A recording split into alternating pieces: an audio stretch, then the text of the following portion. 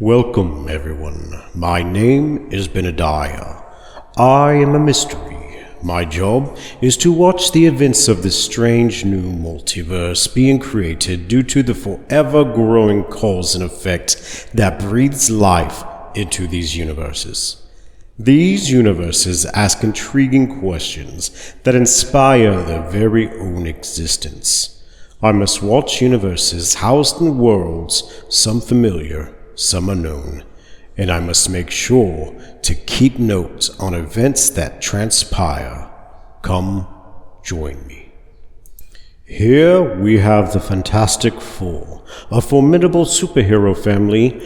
We know them as Mr. Fantastic, Invisible Woman, The Thing, and the Human Torch.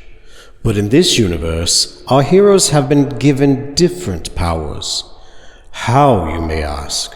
Well, instead of exploring space where the journey as superheroes started, they explored the depths of the ocean, which not only changed their powers, but who they are as core individuals. So join me as we answer the question, what if the Fantastic Four got given different superpowers? Reed Richards, his life partner, Sue Storm, her younger brother Johnny, and their best friend Ben Grimm submerged themselves deep below the darkest parts of the ocean. The indicator screen signaled their target. The geoscanner kept pinging the echo vibration of something deep down below, moving, shifting. The energy scanner picked up some form of unknown energy source, and it was faster than electricity and stronger than the sun itself. Ben drove the submarine deeper into darkness. The most powerful torch man could ever make created a light that barely made a dent when something suddenly emerged. Wait for it. And now we have passed where no man has ever gone, Reed stated. Yeah, but it's all just darkness, Johnny sighed. It's still a wonder, Johnny. Reed built a submarine that can handle the pressure of the deepest ocean, Sue replied. So we step outside and go splat? Ben asked, confused. It wouldn't be splat, but it would be on the same wavelength, yes, Reed told him. Keeping myself strapped into my seat then, Ben said with a scared swallow. Then, as they kept going down, the light started to emerge from the cracks in the rocks. The submarine floated down, and a small drill extended out and started ripping through the rock surface. The light brightened, and the energy seeped out of it. It was white, yet multicolored. It was see-through, yet solid. It was beautiful, yet terrifying. Wow. Is that what we're after? Johnny asked. Yes, it is. Increase the speed by 35%, Reed ordered. Sue nodded and raised the level ever so slightly with the lever. The drill increased speed, ripping through the ground. The light spilled out of the cracks in wisps. Reed held his tablet tightly in his grip as the readings were beyond his wildest dreams. Suddenly the wisps moved like they were alive. They gripped onto the drill, seeping into it, and tore it apart. The wisps seeped through the submarine. The alarm started spiraling. The wisps seeped into the submarine. Everyone jumped to their feet as they watched the wisps of light attack the consoles. Sparks exploded when the wisps attacked Reed, then Sue, Ben, and Johnny. They felt no pain, but they felt the wisps phase through them. They felt as if something was poking through their organs. They felt as if the wisps were searching for something. Then the light began to burn. All four of them screamed as the light filled their bodies. At the same time, the submarine was swallowed by the light, and it was pulled into the crack. The light diminished and the crack sealed itself, leaving the dark depths of the ocean still and quiet once more. The family of four disappeared in a blink of an eye, and were not seen for 2 years. Then one day, they were found unconscious on a beach. They, of course, were fine, but changed. Given new powers, Reed Richards was given the ability to access a pocket dimension. Through opening portals, he could now place anything in said dimension and use it for short-distance travel. Ben Grimm was given the power of flight. Sue Storm was given the ability to influence anyone who heard her whisper. And Johnny Storm was cursed with a monstrous and demonic form in which he could not control. Let us take a look a year after they were found. A year into their superhero journey. Reed awoke and stretched out. He stood up and realised he was in his pocket dimension again. He could hear the faint sound of Sue's voice calling out to him. He opened a portal and walked through it and then entered his bedroom of the Baxter building. He saw Sue stood there with a blank expression on her face, staring at him. "You jumped in while sleeping again," Sue stated. "Sorry, still learning how to control that," Reed noted. Sue walked over to him and she planted a kiss on his lips. "It's fine, you're lucky you're cute." Sue smiled. Reed let out a small chuckle. "Where's Ben?" Reed asked. "Where do you think?" Sue replied, nodding her head towards the window. Ben soared through the sky, his hands skimming through the clouds. He yelled out in cheer. He gained his powers 1 year before, and every day he started his morning with the clouds, and he enjoyed every single morning as if it was his very first time flying. He flew over the city and landed on the Baxter building. He walked into the living room area to find Johnny curled up on the couch, eating a snack. "Hey, hothead, what's cracking, kid?" Ben cheered. "Nothing," Johnny said, depressed. "Come on, man, we need to get you out of here, come on." Ben chuckled. "Nah, thanks," Johnny muttered again. Reed and Sue then walked in, their hands intertwined. "He has a point, little brother. You haven't stepped outside in weeks." Sue sighed. "We all know it's safer if I don't," Johnny growled. He stood up and walked over to the kitchen area. "Well, we have to be seen today, Johnny. We are needed," Ben stated. "No, you guys want to prance around like the world owes you something because we are, well, you guys are superheroes," Johnny mumbled. "Johnny, stop this. You are a hero as well. You stopped the mole man, didn't you?" Sue said reassuringly. "No, I tore him in half, Sue. That's not stopping someone. That's murder," Johnny snapped. "Potato, potato," Ben shrugged. "Just suit up, smile and wave, share a drink, then leave. Come back here and watch some TV. How about that?" Reed offered. "Okay, fine," Johnny said whilst rolling his eyes. What our new version of Fantastic Four did not know was something was coming. Something affected the same way they were. Something out of revenge, but more importantly, out for answers. Times Square filled with cheering fans, screaming protesters. The limousine pulled up and the door opened. Reed, Ben, Sue and Johnny all climbed out of the limo and they all waved at their cheering fans. They climbed onto the stage and Sue walked up to the podium. "Hello everybody, and thank you very much for being here. We thank you all for the love and we promise you we are here to aid you in any way we can," Sue said, her voice projecting out to the aid of the microphone. "You freak!" someone from the protesting crowd yelled. A tin can was thrown and skimmed Sue's face. She pointed at the perpetrator. Two bodyguards grabbed the man and dragged him away, and dragged him across to the side. Sue walked down off the stage and walked up to the man. She placed her hand lovingly on the man's face. "Why don't you apologize?" Sue whispered. I'm very sorry for throwing that can and calling you a freak," the man said as if he was possessed. "Now get out of here before you get hurt." Sue whispered. The man whispered, then he turned around and walked away. Everyone stood there stunned. Then their cheering fans burst into more cheer. "Sue, you shouldn't have done that," Johnny hissed as Sue returned to them. "Relax," Sue sneered. Then a man walked up to the podium. "And following that demonstration, we now give you their new hero names. Mr. Pocket, Whispering Woman, the Sky Surfer, and the Rampage. I give you the Fantastic Four," the man announced. Everyone cheered. The four of them stood and waved. Johnny tugged at his collar awkwardly. Suddenly, there was an explosion in the background, erupting from the ground itself. A massive humanoid shark-like creature, grey-skinned with sharp teeth and very large hands, climbed out of the ground, and it snapped its jaw at the crowd in front of it. All over its body was shells, coral, pure white. One of its eyes were also white with a massive scratch mark going across of it. The humanoid shark ran at the crowd, who all ran in different directions, fueled by fear and terror. The Fantastic Four ran towards the monstrous creature. Ben took flight and flew over the crowd, and the shark was seconds away from swiping its massive hand at one of the screaming civilians, but was interrupted as Ben swooped in and grabbed the young man, saving him. Sue ran up to the monster. "Punch yourself in the face really goddamn hard," Sue whispered. The shark started throwing its own fist into its own face, as hard as possible, blood exploding from its nose. Reed held out his hand and a small black bolt escaped his palm and hit the ground under a car. The bolt became a portal which swallowed the car whole. The portal then closed. Reed then aimed his other hand, and the portal appeared just above the shark beast, and the car fell out of the portal and slammed on top of the shark, crushing it into the ground. The shark stood, pushing the car off of it, unfazed. It roared out loud, a deep, menacing roar that vibrated the ground. Sue ran up to it and opened her mouth, but the shark spun around and backhanded Sue, throwing her across the square. Ben flew up and flew at the shark. His body became intangible, and he floated through the shark. The shark looked at its own chest, confused. Ben popped out behind the shark, became solid matter, and then he flew hard and fast, slamming into the shoulder into the shark's spine. The shark staggered forward, then it turned around and grabbed Ben before he could react. He tried to turn incorporeal again, but the intense grip of the shark's hand forced pain rippling through his body.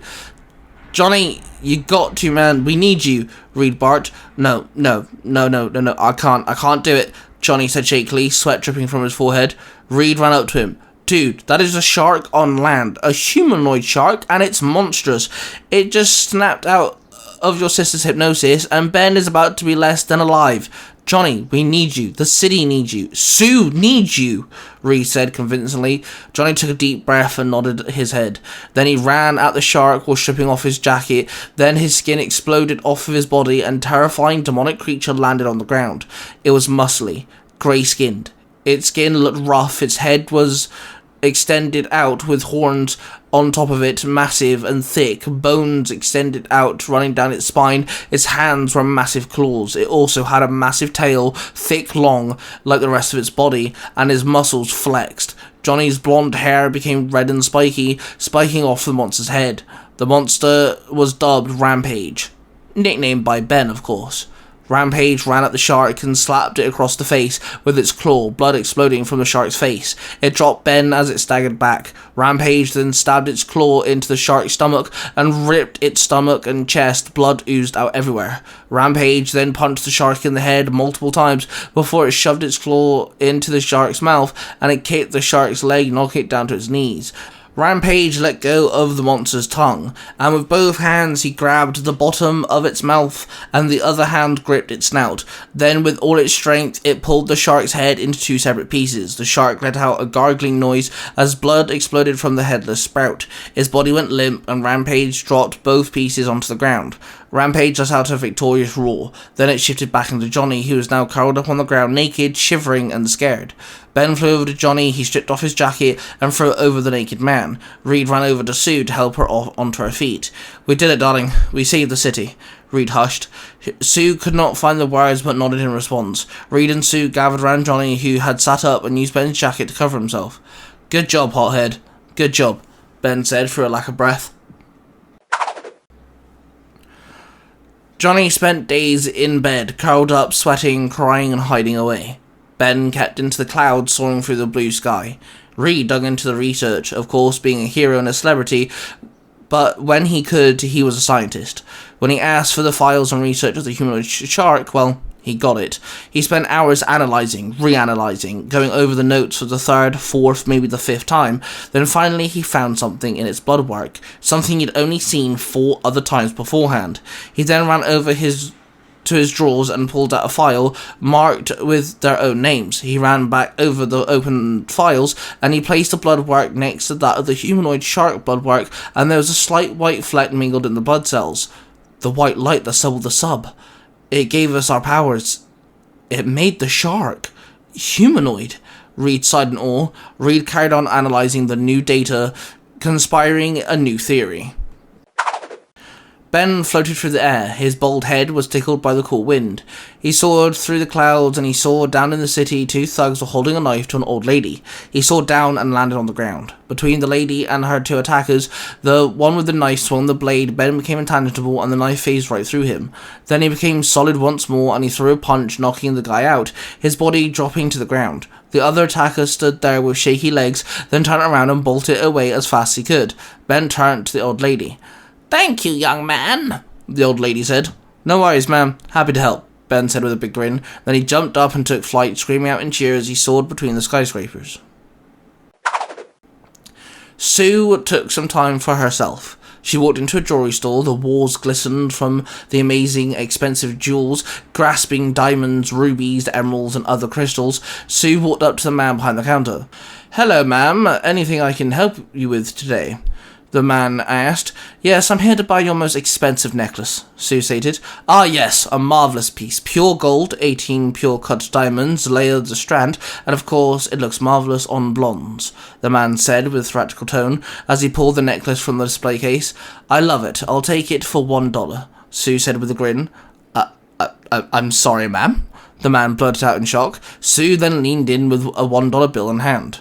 This is the exact amount for the necklace, Sue whispered. The man then nodded and took the $1 bill. Then he bagged up the necklace and handed it to Sue. She took the necklace and hid it in her purse. She then left the store and walked for a few blocks. She found another jewelry store. This one was cheaper and less classy. The store any common folk could buy jewelry from. She walked in and walked up to the man behind the desk. This man was scruffy and had an untidy beard. I would like to sell you this amazing bracelet. It's going to be the most valuable thing in your store, Sue whispered as she handed the man a plain silver rusty band. "Oh wow, it's beautiful. How much do you want for it?" the man asked as he took the rusty band in awe. Every single cent you own, Sue whispered. The man cleared out his register and the vault he had hidden in the back room and gave her every single cent he had. She took it greedily and stuffed it into the bag. She walked away as the man danced around thinking he was holding the most valuable piece of jewelry anyone could have, when in reality it was no more than a metal band she found in Reed's lab, in a box titled Junk. New York City suddenly found itself under the assault of a mass flood. Water moving fast and hard, an unnatural amount of water, enough to counter an ocean. The public became swept away either by the flood or the natural instinct to save themselves and their loved ones. The Fantastic Four found themselves being called to save the day. The water flooded the streets. People screamed out in fear. Ben jumped out of the back of the building and took flight. He flew down and started grabbing people who were dragged by the forceful current. He grabbed 2 people at the time and started placing them on rooftops belonging to buildings that were high enough out of reach from the massive flood. Reed opened a portal and jumped through it, the portal closing behind him. Then, when Reed opened another portal, it opened on top of a bus that had collided with a tree and was unable to be moved. He jumped onto the bus and looked down below at the flooded streets. He then started throwing his portal seeds at people who were struggling to stay out of the water, opening multiple portals at once. His nose started bleeding as the strain of keeping a gateway open to his pocket dimension took its toll on his body. Sue jumped out of the portal behind Reed, and she saw 2 old ladies struggling to climb. "Get me over there," Sue barked. Reed closed the portal behind him and threw his seed out to the 2 old ladies. Then he reopened the portal behind him and Sue jumped through it, jumping a few feet above the old ladies. Sue then knelt down and both ladies looked up at her. have the strength, the agility, and the stamina, those gifted to teenagers, Sue whispered. The 2 old ladies then started climbing up the fire escape with speed and prowess only a teenager would be able to reach. Sue looked over to Reed and nodded at him. He nodded back and ignored the blood dripping from his nose and the pain that echoed in his head. The rushing waters slowed down to a standstill. Half of New York streets were now submerged underwater. People were safe, or as safe as they could be. The Fantastic Four grouped up, looking at the horror that surrounded them.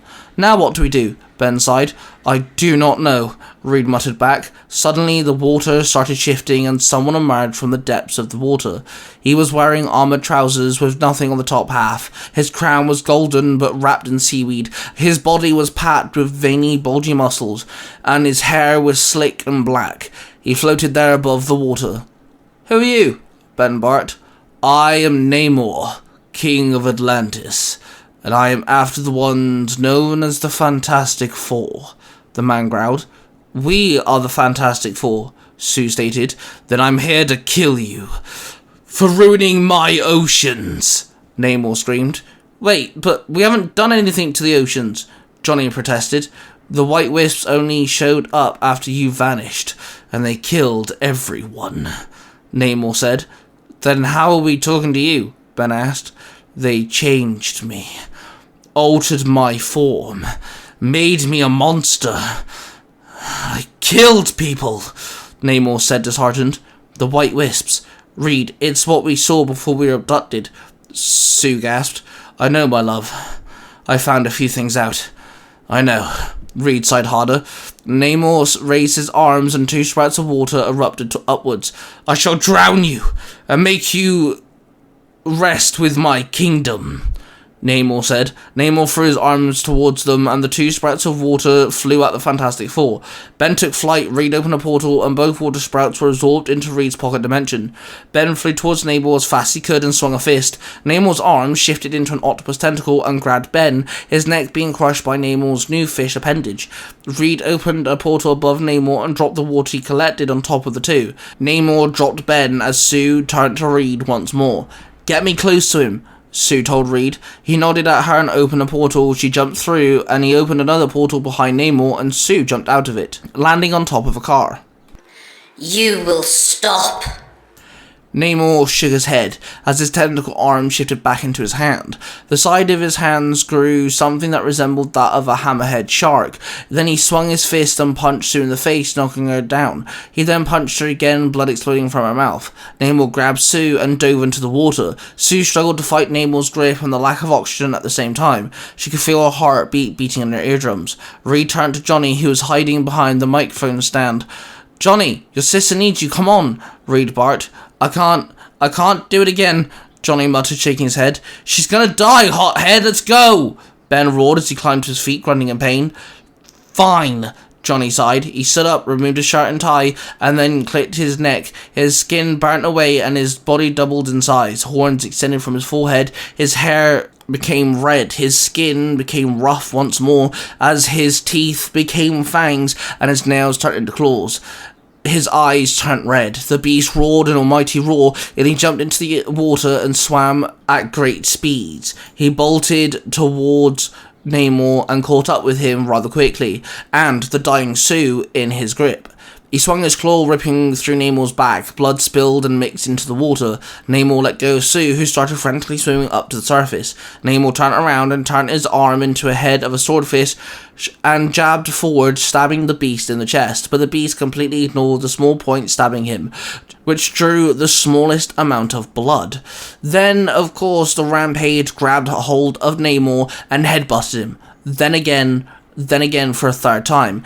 He then stabbed Namor in the stomach with his claws. Namor grasped onto his arm and gasped as the claws sunk into his gut. Then the beast grabbed Namor by the head and swam up, jumping out of the water, landing on one of the lowest buildings. He swung Namor round like he weighed absolutely nothing, slamming him into the roof, and then he threw him into the air and grabbed him by the ankle and threw him across the street. He flew through the air and suddenly a portal opened and he flew through it. Reed then aimed it as high as he possibly could and opened a portal in the sky. Namor came flying out of the portal, falling down. Ben flew up and threw a punch, smacking Namor in the face. Namor came flying down and crashed onto the roof of a building. The beast jumped into the air and landed on Namor as he let out another roar. Johnny, listen to my voice and stop. Sue whispered as herself and Reed stepped out of a portal and Ben landed next to them. Rampage stopped in mid-claw swipe as he took several steps back, growling deeply. Namor sat up, clutching his stomach, grunting in pain as he was now covered in blood and cuts. Sue ran up to him and grabbed him by the face. Sleep now, till I tell you to wake up. Dream of your family and loved ones. Take a moment of peace. Sue whispered. Namor's eyes rolled into his skull as he passed out, slumping on the ground. Rampage shifted back to Johnny, who dropped to his knees and burst into tears. With Namor subdued, the city found itself on a thin line between survival and chaos. As things found themselves falling back into a form of normality, the Fantastic Four took Namor into a submarine and headed back into the darkest depths of the ocean, towards the white wisps that took hold of the Fantastic Four for 2 years and altered the ocean, affecting the sea life and those in Atlantis. They headed towards where everything began, hoping to find answers. The submarine moved swiftly through the deepest parts of the ocean. Sue checked on Namor, who was sat in the medical bed, as Ben and Reed kept an eye on the scanner. Suddenly, the white wisp seeped from the rocks and swam towards the submarine. "Alright, guys, it's time," Reed stated. Sue walked over to Reed and kissed him deeply. She then placed her hands on Ben and Johnny's shoulders. "Whatever happens, we have to find a way to fix us," Sue said. "Agreed," Johnny said without hesitation. "I'll miss my freedom, but I get it. We're in this together," Ben nodded. "Let us continue," Reed said. Sue sat down and strapped in. She took one last look at Namor, and then she looked at Reed. "I love you," Reed muttered. "Love you too," Sue replied. "I love all you guys," Ben said. "Love you, man," Johnny said, with a sigh. A heavy sigh, silently hoping that he could rid this monstrous form that he was cursed with. Ben a little sad-hearted that he would lose the ability to fly. Reed would miss his dimension, a little secret home that he could keep things to himself. And of course Sue would lose her will to manipulate others and gain the riches that she so craved. "Let's do this," Reed stated. The Advance and the submarine once more was swallowed by the white light. And that ends our journey with this new version of the Fantastic Four. I would love to stay and see what happens within the white light. Sadly, I am unable to see past it. Unable to see if the Fantastic Four got the answers they needed. If they were able to help Namor, but I must carry on my journey and explore the other new universes that await me. So make sure to join me next time as we explore the wonders of the multiverse and we ask the age-old question, what if?